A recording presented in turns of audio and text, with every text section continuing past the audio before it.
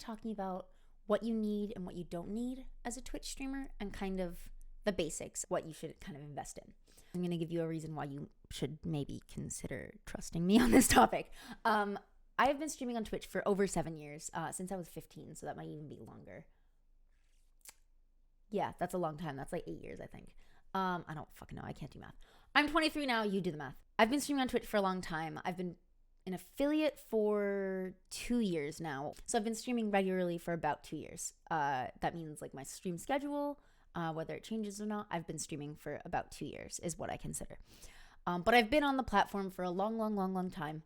And I now know, or I would say I have a pretty good idea of what makes a bad setup and what makes a good setup. However, we are going to be talking, I have a huge note here. If you see like my face getting covered in light, it's because I'm looking at a Google Doc over here that has all my notes and links to like the Amazon things and everything and the prices. So I'm going to give you a lot of information about that. But if you see me looking down, I'm looking here. Sound good? Sound good. So we're starting out with, I think, 2 main categories. The first one being the hardware you might need as a Twitch streamer. First and foremost, we're going to talk about microphones. This is what I consider the most important part. Obviously, I have a very good camera, as you can tell. I've also moved over a little bit so you can see my cat. I have a very good camera, but I would focus primarily on audio at first, especially if you're on a budget. So I've included a few different options that you can choose from, starting with a cheaper version, which is called the Samson Go mic. This one is the one I used to use back when I first started streaming. I am afraid we'll be fine. What? Holy shit.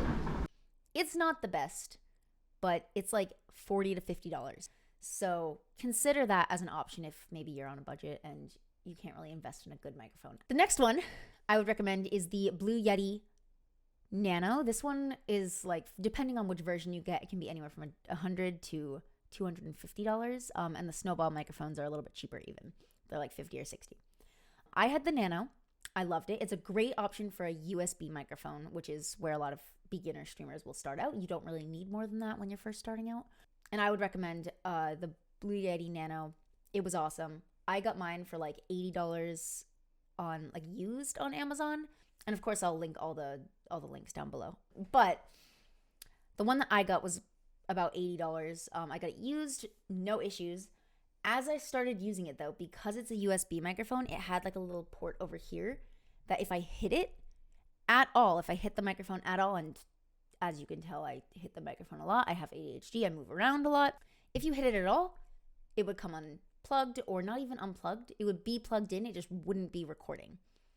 And I've replaced it. I used different cables, everything. Nothing worked. It's just a common issue that happens with the Blue Yeti. But I didn't have that for about a year until I like had the microphone for about a year. So it's perfectly fine if you don't hit the microphone as much as I do. Because I'm very, very happy to say that Geralt has an amazing ass, because he does. And that's what this game is. I'm probably going to be walking from like behind him, right? And that brings us to the third microphone I'm going to recommend. So this is an AT2020. It's the one I use. It's very, very good. I really, really like it. I've had 0 issues with it. It's fantastic. This one is not a USB microphone. It's the other one. I pretend I'm an expert. I cannot remember. Is it condenser? Condenser mic, I think. Could be wrong. Basically, you need an audio interface for this. So this microphone alone cost me about $90, $100. I think I got it for $99 on Amazon. You need to get an audio interface as well. I use the Scarlett 2i2. Again, link it down below. No worries. That one is about $120. And this microphone that I got, the AT2020, actually came with this mic arm that is meant for a condenser mic. So it worked out really well. That was a good option for me. And this audio interface is more than powerful enough for this microphone. It was perfect. I'm going to insert a clip of what this one sounds like as well. That's true. Yeah, we do have things technical difficulties. Please hold. The last one I recommend, I will not be able to give you a actual like sound test of it, unfortunately, because I don't have this microphone. It's like my dream microphone, the one I'll get one day, years from now. And that's the one every Twitch streamer has, any big Twitch streamer has. It's the Shure SM7B. That one is about $400. Right now it's on sale for $359. Awesome. However, you're going to need amplifier and a audio interface. So like I said, I use the Scarlett 2i2, so that one would work with it. So you could get the Shure SM7B with the Scarlett 2i2 if you wanted. But if you did that, you would need to get an amplifier like the Cloud Lifter, which is around $150. So that one is more of an investment. I wouldn't recommend it for a beginner. I think it's overkill. If you wanted it, go for it. Absolutely. I think it's absolutely worth it. It's a great microphone. And honestly, you can go to any big streamer, and if you hear their audio, that's what it sounds like. Now we've moved on from microphones, which I think are the most important part. We're going to talk about cameras now. So I have, again, a cheaper, a middle of the road, and an expensive version. So the cheaper one I would recommend is the Logitech C920. It's about $60 on Amazon. I'll link it down below. I currently gave it to my boyfriend. So he uses it over at his desk over there. That's why there's a chair there. And also why that area of the room is mussier. That's Matt's fault. He uses that one. I'll include a clip of that. I used to use it all the time. People too. Like a back and forth. Dab. There we go. Fuck you all. It is not the best. But when it comes down to like gameplay, it'll look fine.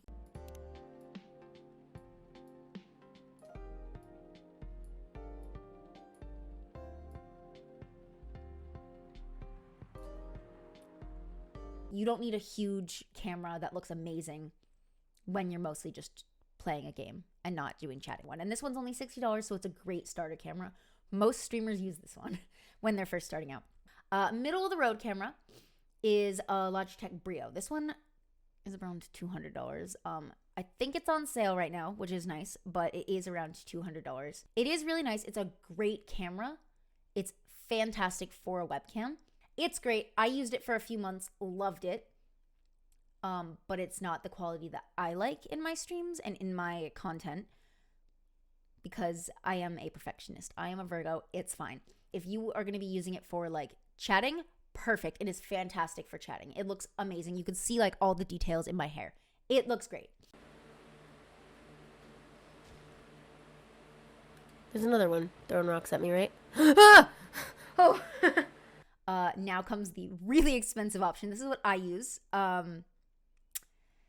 It's a good option if you are doing a lot of chatting like this and you're willing to put that money in. Unfortunately, I chose expensive hobbies. I love streaming and I am more than willing to sink a lot of my excess money into this. So it's using a DSLR or mirrorless camera with a capture card to then stream. This is what I use. You connect it to your computer. I'm currently recording this through OBS, which we'll talk about in a minute. Again, is it overkill? 100%. Is it great? Yes. I'm a perfectionist. I used to struggle so much with like getting my camera to look how I want it to look when I was streaming until I got this one and now I love it. So just financially for me, I'll tell you how much it cost me. So I use a Sony a6000, which is anywhere from $650 to around $900, depending on if you buy it with the kit lens or just the body. You do need a lens in order to see from the camera. So I'll show you. I did get the kit lens when I first started. I've now since replaced it with a different lens, but this is what the kit lens looks like. Is it going to show? It is simple. It's a lens. So many people are like, oh, it's not even worth upgrading to a DSLR if you're not going to get a good lens. I disagree. I love my new lens way more. However, this lens and this camera make it look so much better than like any webcams. It's a million times better. So if you are stuck and you're like, I can't afford a lens right now, but I'd really like to get a DSLR, do it.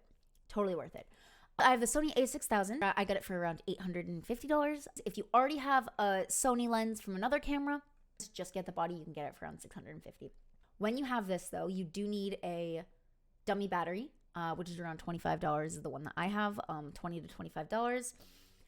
Because unless you want to just like keep extra batteries around, which I used to do before my dummy battery came in.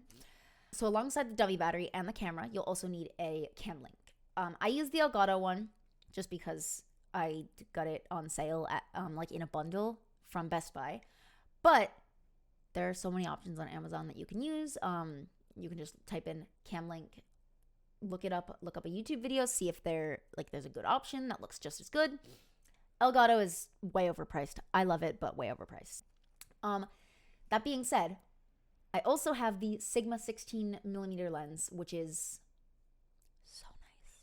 So much better than the kit lens. That was an upgrade I made about 6 months after I got this camera and the kit lens, so it's not the kind of thing you definitely need to do right away. No pressure with that. Please don't force yourself to do that. However, the day I installed it, it came in on stream, and I installed it on stream, and it looked, literally, I just couldn't stop staring at it. It looks so good. So this is the difference. This is what it looks like with the Sigma 16mm rather than the kit lens. I love it. I'll show you a clip of what the kit lens looks like. It is fantastic. The thing for me was that I went there to get sized because I was wearing a dirty bra because I didn't have a clean one. Please, no one ever remember that. It is fantastic. It is still the kind of quality that you will love and is way better than a webcam. So if you were like, I don't want a webcam, go for it. That being said, if you are a beginner and you're like, I don't know if I'm going to stick with this, I don't know if I want to do this, go with the cheaper option. Lastly, for the hardware, we're going to talk about additional items you can get for your stream.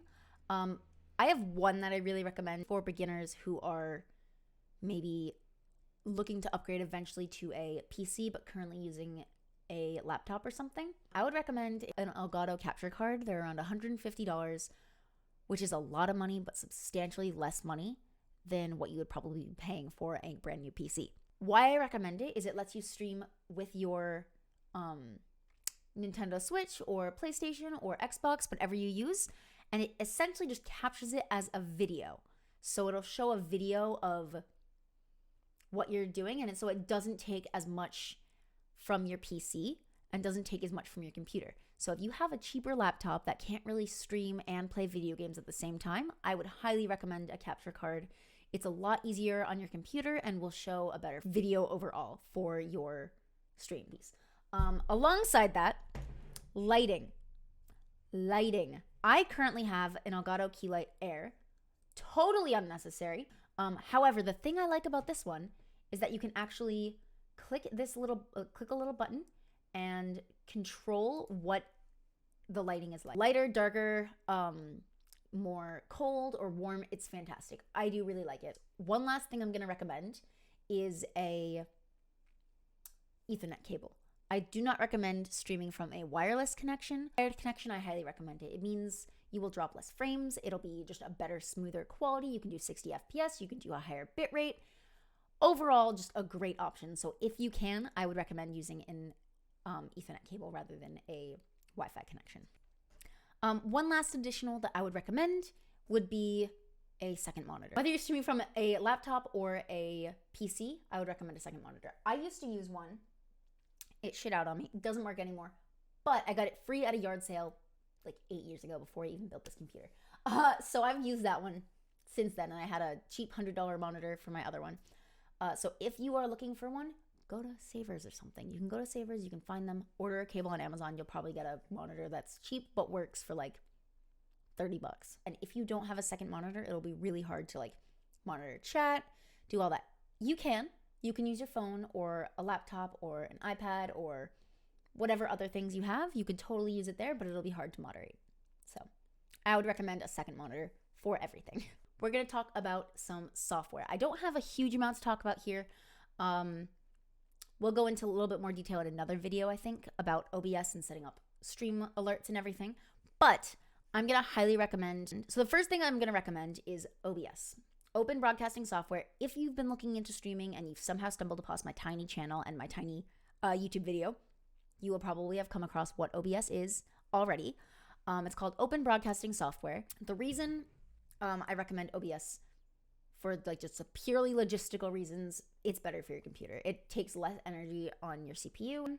I actually started streaming before Streamlabs or any of the other software you could use existed, so I started streaming on OBS. So that's what I would recommend. Another thing I'd recommend that goes in conjunction with OBS in terms of software would be some way to set up your alerts. Some people use Streamlabs. Again, don't recommend. I would recommend using Stream Elements. You can do a quick Google search for it. We're going to do a whole video on how to set that up in the future because I think it's really important and super difficult to do. But it's a great system, and Stream Elements is what I've been switching to currently, because again, I was using Streamlabs. I'm switching to Stream Elements. All the names get confusing. Yes, I've been on Twitch for like 7 years and I still get confused. It's okay. This is post-editing Kazi, who has just finished editing the entire video and realized they did not wrap up everything, I guess. So, Vampy, 1 second. So, let's finish that now. It's been like 2 hours since I actually recorded this. My coffee has gone cold. And yeah, editing is a lot. I hope you enjoyed the video. I hope you at least learned something. Again, all the links are going to be down below. I always include them. Just for full transparency, they are affiliate links. So if you are interested in that, Vampy's coming to say hi. Do not scratch the carpet. So they are going to be affiliate links, just so you know. Most of them are. I don't know if all of them are. That means basically if you are going to click it, I might get a commission from it. Doesn't charge you anything extra or anything like that. It just might give me a commission. So, I mean, honestly, all you're doing is taking money from Amazon and giving it to me. Kind of recommend it, but whatever. But yeah, thank you so much for watching. I hope you enjoy. I am going to be making a video in the future about how to set up OBS, how to set up stream element alerts and things like that. And I hope you subscribe and stick around. If you are wondering what my streams are like, I stream Sunday through Wednesday at 6 p.m. Eastern Standard Time. You can follow me on Twitch over there. You can follow me on Twitter. I always tweet before I go live. You can join me on Discord. I always post a message when I go live and all of that. So I hope I will see you on Twitch at some point. Bye, friends.